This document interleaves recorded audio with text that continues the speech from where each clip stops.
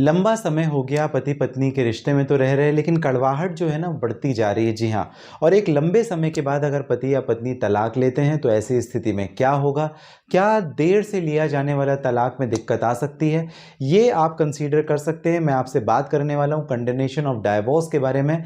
यानी जब देरी से तलाक का केस कोर्ट में फाइल किया जाता है, मामला दर्ज किया जाता है, तो ऐसी स्थिति या परिस्थिति में क्या व्यवस्था बनती है, कोर्ट आपके डाइवोर्स पिटीशन को एक्सेप्ट करेगी या नहीं करेगी, या क्या कॉम्प्लिकेशन आ सकते हैं, इस पर्टिकुलर वीडियो में जरा हम जिक्र करेंगे, बात करेंगे। नमस्कार, आप सभी ने शुरुआत अशोक पांडे के साथ लीगल एडवाइस में की है और इस चैनल के माध्यम से लगातार जो कानून की जानकारी है हम आप तक पहुंचाने का करते हैं प्रयास। इस वजह से आप सब्सक्राइब जरूर कर लें, क्योंकि हमारा जो प्रयास है कि आसान शब्द में हम कानून की भाषा आप तक पहुंचाएं, वो आपके लिए सार्थक होगी सब्सक्राइब करने के बाद। जी हाँ, चलिए शुरुआत करते हैं और बात करते हैं कंडोनेशन ऑफ डाइवोर्स।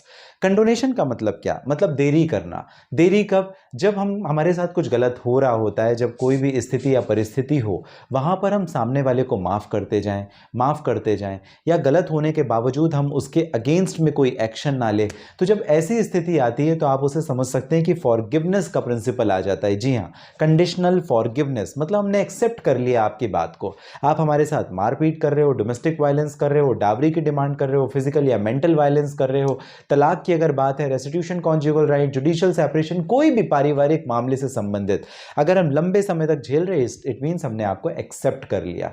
तो लंबे समय तक का ये नहीं होना चाहिए, आपको ये ध्यान रखना है। जब कभी भी आपके साथ में गलत हो तो ये ऐसा नहीं कि देखो, पारिवारिक रिश्ते जो ऐसे होते हैं ना, पड़ोसी के रिश्ते से अलग होते हैं।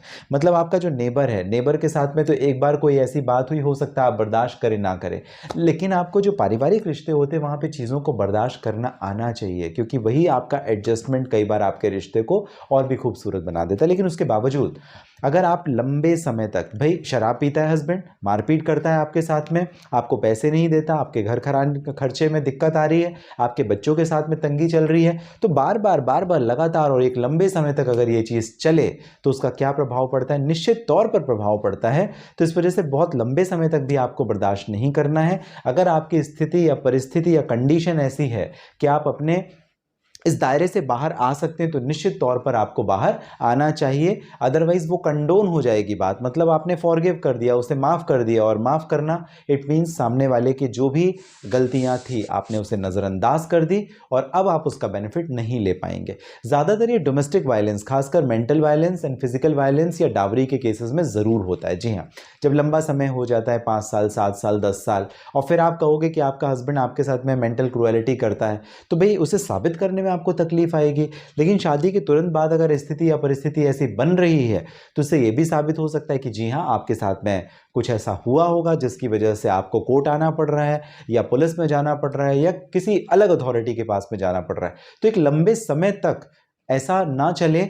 मतलब आपके साथ में कोई घटना घटित हुई, चाहे वो डोमेस्टिक वायलेंस की है या फिजिकल वायलेंस की है, किसी भी संबंधित, तो आपको उसके लिए इंतज़ार नहीं करना है एक लंबा, और फिर आपको वो 1 साल पहले की घटना का जिक्र नहीं बताना है कि भाई 1 साल पहले मारा था, अब मुझे तलाक चाहिए। भाई 1 साल पहले आपके साथ मारपीट हुई या वायलेंस हुआ, तो आप तब क्यों नहीं आए, अब क्यों आ रहे हो?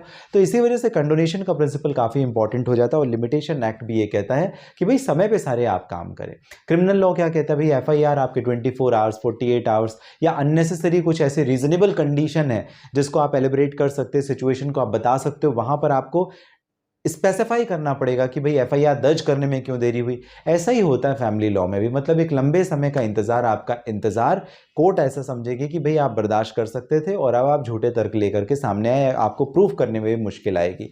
तो आप कोशिश करें कि थोड़ा समय तो बर्दाश्त करें, नेगोशिएट करें, चीज़ों को संभालने की कोशिश करें, लेकिन जब पानी हद से ऊपर जाने की कोशिश करें तो आपको रिटेलिएट भी करना है, एक्शन में भी आना है। चाहे डोमेस्टिक वायलेंस का केस हो, या डावरी हो, या 125 मेंटेनेंस हो, फिजिकल या मेंटल वायलेंस से संबंधित, डाइवोर्स का केस, रेस्टिट्यूशन, कॉन्जुगल राइट या सेपरेशन या अनलमेंट ऑफ मैरिज से संबंधित हो, आपको करना चाहिए। इस पर्टिकुलर टॉपिक को लेकर के अगर आप कोई विशेष जजमेंट जानना चाहते हैं, जैसे सेपरेशन हो गया या कुछ, तो मैं आपको एक जजमेंट कहूंगा। ये है नीलू कोहली वर्सेस नवीन कोहली का judgement, AIR 2004, Allahabad high court, page number 1। काफी महत्वपूर्ण है, आप देखिएगा जरूर, पढ़िएगा जरूर, गूगल में सर्च करेंगे, साइटेशन मैंने बताया, Neelu Kohli versus Naveen Kohli, AIR 2004, Allahabad high court, page number 1।